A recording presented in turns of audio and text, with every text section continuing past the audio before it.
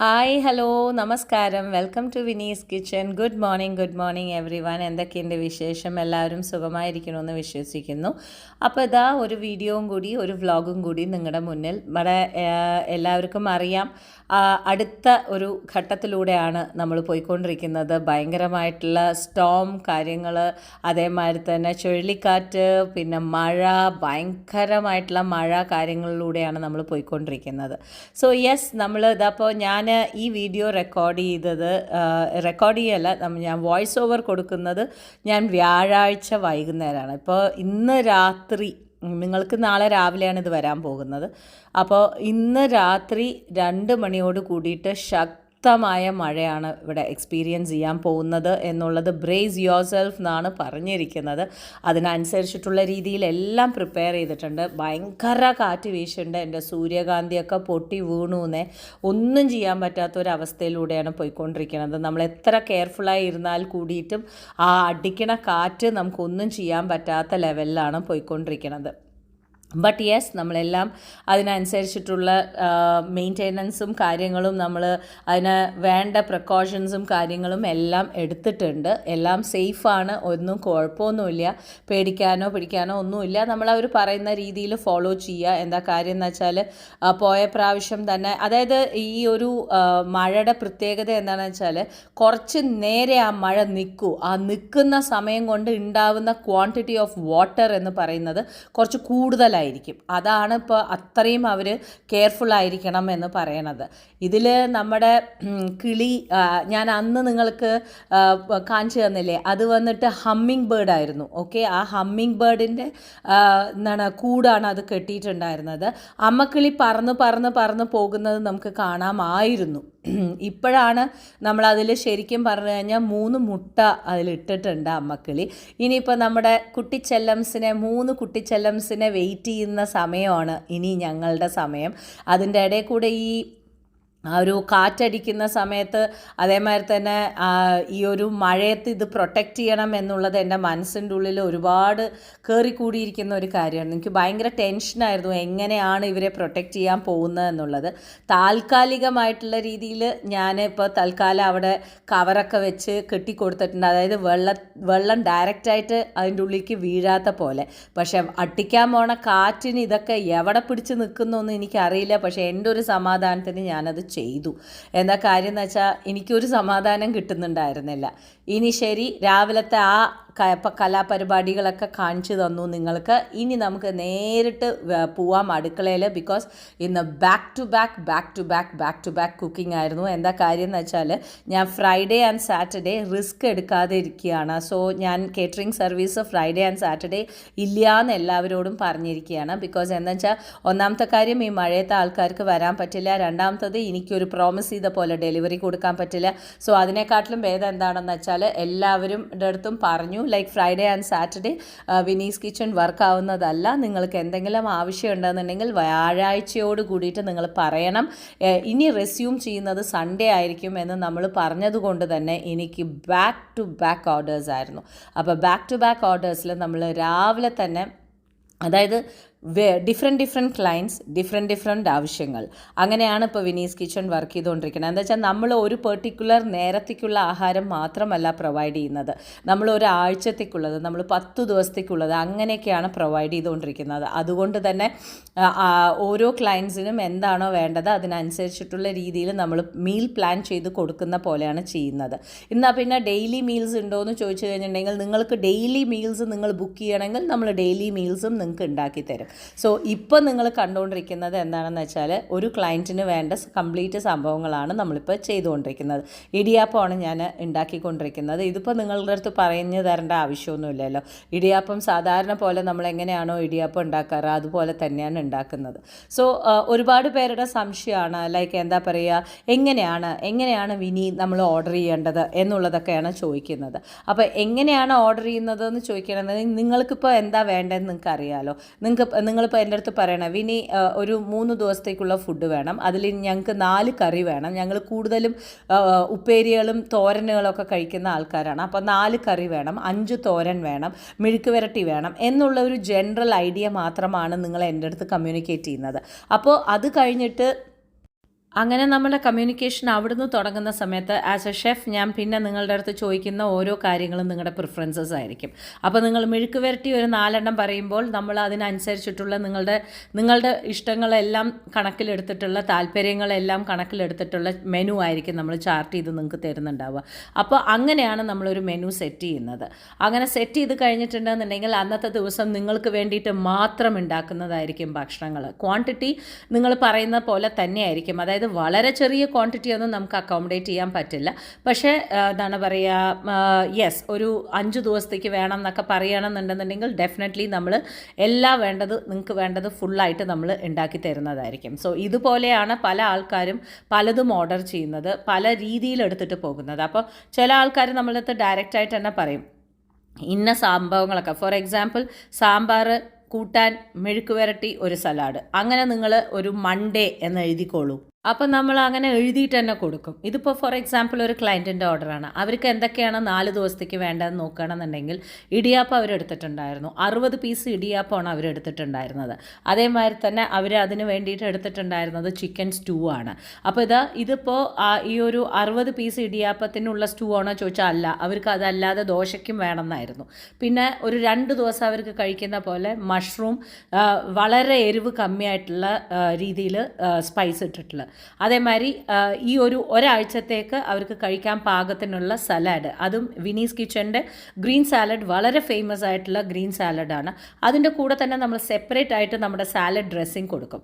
അപ്പോൾ അവർക്ക് ഒരാഴ്ച വെച്ച് കഴിക്കുകയാണെങ്കിലും ഈ സാലഡ് ഡ്രസ്സിങ് എപ്പോഴൊക്കെ അവർക്ക് വേണോ അത് അപ്പോഴൊക്കെ അവർക്ക് യൂസ് ചെയ്ത് കഴിക്കാം. പിന്നെ അവർക്ക് ഡെസേർട്ടിന് വേണ്ടിയിട്ട് ഒരാഴ്ചത്തേക്ക് ഡയറ്റ് ഡെസേർട്ടാണ് ഞാൻ ഉണ്ടാക്കി കൊടുത്തിട്ടുണ്ടായിരുന്നത്. ഇനി അടുത്ത ക്ലയൻറ്റിൻ്റെ വരാം.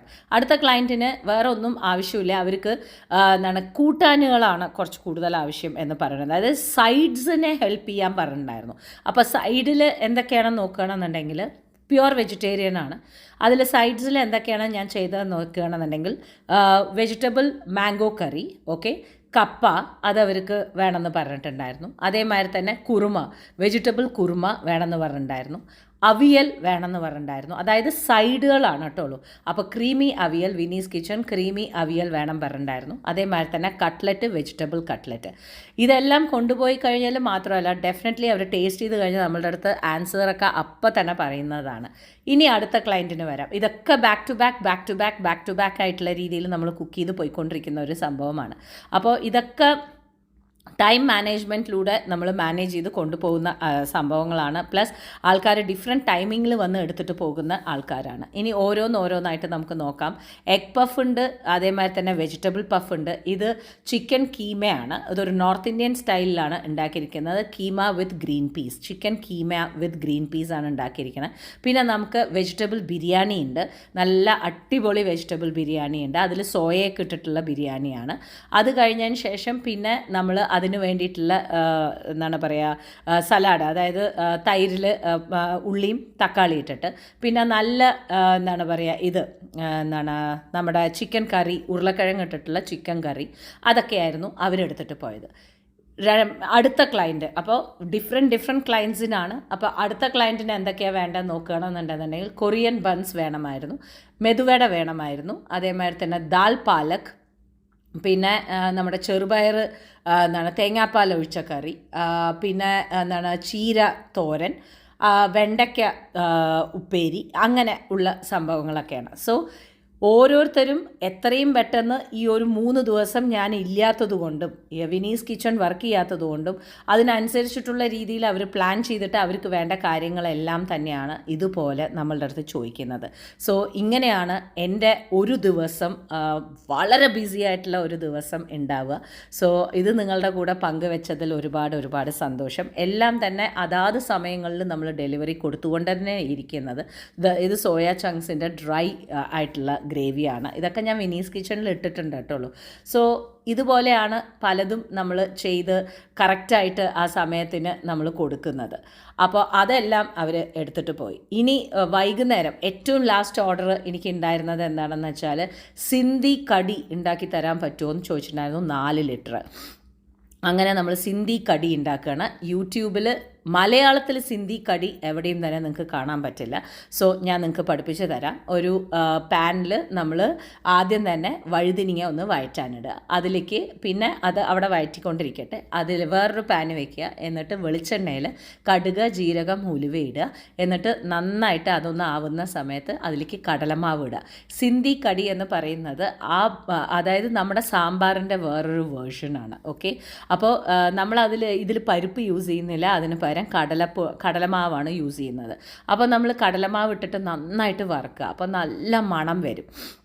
നല്ലൊരു മൂത്ത മണം വരുന്ന സമയത്ത് നമ്മൾ ചുടുവെള്ളം ഒഴിച്ചിട്ട് അതിനെ നല്ല പോലെ അങ്ങനെ നല്ല ഷൈനിങ് ആവണം കടലമാവ്. അപ്പോഴാണ് ഈ സിന്ധി കടിക്ക് അതിൻ്റെ ആ ഒരു ഫ്ലേവറും ആ ഒരു കളറും വരുന്നത്. ഓക്കെ, അപ്പോൾ ഇത് ടൈം എടുത്തിട്ട് തന്നെ, ലോ ഫ്ലെയിമിൽ ടൈം എടുത്തിട്ട് തന്നെ നിങ്ങളിത് നന്നായി വറക്കുക. ഇത് വിനീസ് കിച്ചൺ, എനിക്ക് തോന്നുന്നു മലയാളത്തിൽ സിന്ധി കടി ആരും തന്നെ കാണിച്ചിട്ടില്ല. ഇതിപ്പോൾ ആദ്യമായിട്ടാണ് ഞാൻ കാണിക്കുന്നത്. നിങ്ങളൊന്ന് ട്രൈ ചെയ്ത് നോക്കൂ. അപ്പോൾ അപ്പോൾ ഇതുപോലെ നിങ്ങൾക്ക് ഒരു പെർട്ടിക്കുലർ ഒരു 5-10 മിനിറ്റ് കഴിഞ്ഞിട്ടുണ്ടെങ്കിൽ ഈ കടലമാവ് അതിൽ നിന്ന് തന്നെ ആ എണ്ണ വരുന്ന പോലെ നിങ്ങൾക്കതൊരു ഫീലാവും. അപ്പോൾ ഇത് നല്ല പോലെ അതിൻ്റെ ആ സ്മെല്ല് വന്നു എന്ന് കാണുന്ന സമയത്ത് തിളച്ച വെള്ളമാണ് നമ്മൾ ഒഴിക്കുന്നത്. അത് പ്രത്യേകിച്ചിട്ട് തിളച്ച വെള്ളം തന്നെ യൂസ് ചെയ്യാൻ നിങ്ങൾ നോക്കണം. എന്താ കാര്യം എന്ന് വെച്ചാൽ പച്ചവെള്ളം ഒഴിച്ച് കഴിഞ്ഞിട്ടുണ്ടെങ്കിൽ അതിൻ്റെ കൺസിസ്റ്റൻസി മാറും. സോ ഞാൻ കെറ്റിൽ നിന്ന് ഡയറക്റ്റായിട്ട് വെള്ളം യൂസ് ചെയ്യുകയാണ്. അപ്പോൾ ഇങ്ങനെ നന്നായി പതഞ്ഞു വരും. ആ പതഞ്ഞ് വരുന്ന സമയത്താണ് ആ കടലമാവ് നല്ല പോലെ അതിൻ്റെ പച്ചമണം പോവുക. വറക്കുമ്പോൾ തന്നെ പച്ചമണം പോവും. പിന്നെ ഈ ഒരു ഘട്ടത്തിലൊക്കെ നന്നായിട്ട് കട്ട പിടിക്കണ പോലെ നിങ്ങൾക്ക് തോന്നും. പക്ഷേ അല്ല, വെള്ളമൊഴിച്ച് നമ്മളതിനെ നല്ലൊരു ഹലുവ പരുവത്തിന് ആദ്യം ആക്കണം. എന്നിട്ട് മാത്രമേ നമ്മൾ ഈ പ്രോസസ്സ് ചെയ്യാൻ പറ്റുള്ളൂ. അപ്പോൾ സിന്ധി കടിയിൽ എന്താണ് ഇത്ര പ്രോസസ്സായിട്ടുള്ള ഒരു കാര്യം നോക്കുകയാണെന്നുണ്ടെങ്കിൽ ഈ ഒരു സംഭവമാണ് ഏറ്റവും ടയറിങ് ആയിട്ടുള്ള പ്രോസസ്സ്.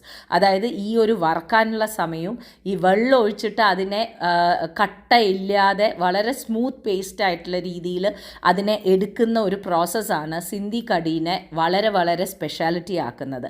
ഈ ഒരു കാര്യം നമുക്ക് സ്കിപ്പ് ചെയ്യാൻ പറ്റില്ല. വളരെ ടൈം എടുത്ത് കൺസ്യൂം ചെയ്യേണ്ട ഒരു കാര്യം തന്നെയാണ്. സോ അവർക്കൊരു 4-5 ലിറ്ററോളം വേണമെന്ന് പറഞ്ഞിട്ടുണ്ടായിരുന്നു. ബാക്കി ഒന്നും അവർ ആവശ്യപ്പെട്ടില്ല, ഇത് മാത്രം വേണമെന്നാണ് പറഞ്ഞിട്ടുണ്ടായിരുന്നത്. സോ അതെല്ലാം കഴിഞ്ഞത്. അപ്പോൾ ഇതുപോലെയാണ് നിങ്ങൾക്ക് ഒരു ഹൽവട ഇതുപോലെ തന്നെ നിങ്ങൾക്ക് കിട്ടും. വളരെ ഷൈനിങ്ങോട് കൂടിയിട്ട് നല്ല മണമായിരിക്കും. ഈ സമയത്ത് നമ്മൾ വീണ്ടും വെള്ളമൊഴിച്ച് കൊടുക്കുക.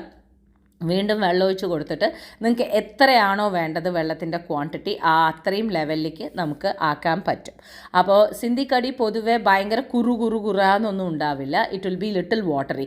അതൊരു വെള്ളത്തിൻ്റെ പോലെ തന്നെയാണ് ഉണ്ടാവുക. അപ്പോൾ ഇതുപോലെ ആയിക്കഴിഞ്ഞതിന് ശേഷം അതിലേക്ക് കുറച്ച് ഇഞ്ചി, അതിലേക്ക് കുറച്ച് പച്ചമുളക്, അതേമാതിരി തന്നെ ഇതിൽ അവർ ഇമ്പോർട്ടൻ്റ് ആയിട്ട് യൂസ് ചെയ്യുന്ന കുറച്ച് പച്ചക്കറികളുണ്ട്. ഇനി ഞാനിതിലേക്ക് തക്കാളി മുഴുവനായിട്ട് ഇടാം, പക്ഷേ ഞാൻ അരച്ചിട്ടാണ് ചേർക്കുന്നത്. ട്രഡീഷണൽ സിന്ധി കറിയിൽ നമ്മളെപ്പോഴും അരച്ചിട്ടാണ് ചേർക്കാറുള്ളത്. ഇനി നമുക്ക് ഇതിലേക്ക് വേണ്ട പൊടികൾ എന്തൊക്കെയാണെന്ന് നോക്കുകയാണെന്നുണ്ടെങ്കിൽ കാശ്മീരി മുളക് പൊടിയാണ് ഇതിലേക്ക് യൂസ് ചെയ്യുന്നത്. അത് ഭയങ്കര എരിവൊന്നുമില്ല. അങ്ങനെ നമ്മൾ കാശ്മീരി മുളക് പൊടി അതിൻ്റെ കളറ് കിട്ടാൻ വേണ്ടിയിട്ടുള്ളത് അതാണ് ചെയ്യുന്നത്. പിന്നെ മഞ്ഞൾപ്പൊടി ഇട്ട് കൊടുക്കുന്നുണ്ട്, ആവശ്യത്തിന് ഉപ്പ് ഇട്ട് കൊടുക്കുക. എന്നിട്ട് നല്ലപോലെ ഒന്ന് ഇളക്കുക. ഇതിന് അവർ പെർട്ടിക്കുലർ ആയിട്ടുള്ള രീതിയിൽ എന്താ പറയുക, വളരെ വളരെ മസ്റ്റായിട്ട് ഇതിൽ ഒഴിച്ചുകൂടാൻ പറ്റാത്തൊരു പച്ചക്കറി ഏതാണെന്ന് നോക്കുകയാണെങ്കിൽ നമ്മുടെ കൊത്തവരയാണ്. ഓക്കെ, കൊത്തവര പയറല്ലേ, ക്ലസ്റ്റർ ബീൻ എന്ന് പറയുന്ന സംഭവം, ഇതെന്തായാലും അവർ ഈ സിന്ധി കടിയിൽ യൂസ് ചെയ്തിരിക്കും. അപ്പോൾ അത് വളരെ ഇമ്പോർട്ടൻ്റ് ആണ്. ബാക്കിയുള്ള ചോയ്സ് വെജിറ്റബിൾസ് നിങ്ങളുടെ ചോയ്സാണ്, പക്ഷേ എന്തായാലും കൊത്തവരയ്ക്ക് ഇട്ടേ പറ്റൂ. ഓക്കെ, അപ്പോൾ ഇതൊന്ന് തിളയ്ക്കാൻ വയ്ക്കുക. അപ്പോൾ ഇതുപോലെയുള്ള സിൽക്കി സ്മൂത്ത് ആയിട്ടുള്ള രീതിയിലായിരിക്കണം നിങ്ങളുടെ സിന്ധി കടിയുടെ ഇതുണ്ടാവേണ്ടത്. അപ്പോൾ ഇതുപോലെ നമ്മൾ വയ്ക്കുക. ഇനി വെച്ച് കഴിഞ്ഞതിന് ശേഷം നമുക്ക് വീണ്ടും വെള്ളത്തിൻ്റെ പ്രോസസ്സ് എന്ന് വെച്ചാൽ കടലമാവ് ആയതുകൊണ്ട് തന്നെ നമുക്ക് വെള്ളം ഇങ്ങനെ നമ്മൾ ഒഴിച്ചു കൊടുക്കുക തിക്കായിക്കൊണ്ട് തന്നെ ഇരിക്കും. അപ്പോൾ ആ ഒരു തിക്നെസ് നമുക്ക് അതായത് സാമ്പാർ ഒഴിച്ച് കഴിക്കുന്ന പോലെ ഉള്ള ഒരു ഫീല് വേണം. അതിന് വേണ്ടിയിട്ടാണ്. അപ്പോൾ ഞാൻ കൊത്തവരയ്ക്ക് ഇട്ട് കൊടുത്തു, അത് കഴിഞ്ഞ് മുരിങ്ങക്കായ ഇട്ട് കൊടുത്തു, ഉരുളക്കിഴങ്ങ് ഇട്ട് കൊടുത്തു, നിങ്ങൾക്ക് ക്യാരറ്റ് ഇട്ട് കൊടുക്കാം. പിന്നെ നമ്മൾ വഴറ്റി വെച്ചിട്ടുള്ള നമ്മുടെ വഴുതിനിങ്ങ അതും കൂടി ഇട്ട് കൊടുത്തിട്ട് കറിവേപ്പിലയും കൂടി ഇട്ട് കൊടുക്കുക. എന്നിട്ട് എല്ലാം കൂടി ഇതാക്കിയിട്ട് നമുക്ക് അടച്ചു വയ്ക്കാം. ഇതൊന്ന് തിളയ്ക്കുന്ന സമയത്ത് മാത്രമാണ് നമ്മൾ വഴുതിരിങ്ങ ഇട്ട് കൊടുക്കണം, ഇല്ലെങ്കിൽ എല്ലാം കൂടി ഉടഞ്ഞു പോകും. അപ്പോൾ ഇതൊക്കെയാണ് ഒരു സിന്ധി കടിയിൽ നമ്മൾ വളരെ ഇമ്പോർട്ടൻ്റ് ആയിട്ട് നമ്മൾ മിസ് ചെയ്യാൻ പറ്റാത്ത കാര്യങ്ങളാണ് ഈ ഒരു സംഭവങ്ങളൊക്കെ. And Sindhi kadhi is one of the most delicious curry എന്ന് വേണമെങ്കിൽ പറയാം. ഇതിൽ നമ്മൾ പുളിയും കൂടി ഒഴിച്ചു കൊടുക്കുക. അപ്പോൾ നിങ്ങൾ നോക്കുകയാണെന്നുണ്ടെങ്കിൽ നമ്മളുടെ സാമ്പാറിൻ്റെ അതേ പ്രോസസ്സ്, ഉള്ളി ഇല്ലാത്ത സാമ്പാർ എങ്ങനെ ഉണ്ടാവും അതുപോലെ തന്നെയാണ്. വിത്ത് കടലമാവാണെന്ന് മാത്രമേ ഉള്ളൂ. ഓരോ സ്ഥലത്ത് ഓരോ രീതിയിലാണിത് ആവുന്നത്. ഓരോ കറികൾ ഓരോ രീതിയിലാണ് വരുന്നത്. സോ അവരുടെ ഒരു സാമ്പാർ പോലെ തന്നെയാണ്. And it is an emotion for them. ആ ഒരു ഇമോഷൻ കറക്റ്റായിട്ട് അവരുടെ അമ്മമാരുണ്ടാക്കുന്ന ആ ഒരു ശൈലി എൻ്റെ കയ്യിൽ കിട്ടിയെന്ന് പറഞ്ഞിട്ടാണ് എന്താണ് ക്ലയൻറ്റ് എൻ്റെ അടുത്ത് നിന്ന് 4-5 കിലോ 4-5 ലിറ്റർ വാങ്ങിയിട്ട് പോയത്. And they absolutely loved it. ഇപ്പോൾ എന്താണെന്ന് വെച്ചാൽ ഇടയ്ക്ക് പറയും, വിനി എനിക്കൊരു 6 ലിറ്റർ ഉണ്ടാക്കി തരുമോ. വിനി ആ ലിറ്റർ കണക്കിനാണ് കൊണ്ടുപോകുന്നത്. അപ്പോൾ ഇതുപോലെയാണ് സിന്ധി കടി ഉണ്ടാവുക. നിങ്ങൾ ട്രൈ ചെയ്യൂ. വ്യത്യാസമായിട്ടുള്ള രീതിയിൽ ഒന്ന് എന്തെങ്കിലും ഉണ്ടാക്കണമെന്ന് തോന്നുകയാണെങ്കിൽ ഒന്ന് ട്രൈ ചെയ്ത് നോക്കൂ. ഇതാദ്യമായിട്ടാണ് യൂട്യൂബിൽ ഞാൻ മലയാളത്തിലിടുന്നത് സിന്ധി കടി. ഇതിനെ സിന്ധി കടി എന്നാണ് പറയുക. നമ്മുടെ സാമ്പാറിൻ്റെ വേറൊരു രീതിയായിട്ട് വരും എന്ന് മാത്രം. അപ്പോൾ വ്ളോഗ് ഇഷ്ടപ്പെട്ടു എന്ന് വിശ്വസിക്കുന്നു, റെസിപ്പി ഇഷ്ടപ്പെട്ടു എന്ന് വിശ്വസിക്കുന്നു. എൻ്റെ ഒരു ദിവസം ഞാൻ എന്തൊക്കെ ചെയ്തു, എന്തൊക്കെ ഉണ്ടാക്കി എന്നുള്ളതാണ് നിങ്ങൾക്ക് കാണിച്ചു തന്നത്. അപ്പോൾ നമുക്ക് വീണ്ടും കാണാം. ഇതെല്ലാം നിങ്ങൾക്ക് ഇഷ്ടപ്പെട്ടു എന്ന് വിശ്വസിക്കുന്നു. അപ്പോൾ സ്റ്റേ സേഫ് എവറിബഡി. UAEയിലുള്ളവർ എല്ലാവരും സ്റ്റേ സേഫ്. അപ്പോൾ നമുക്ക് വീണ്ടും കാണാം. Till then take care. Thank you everyone. Love you all. By.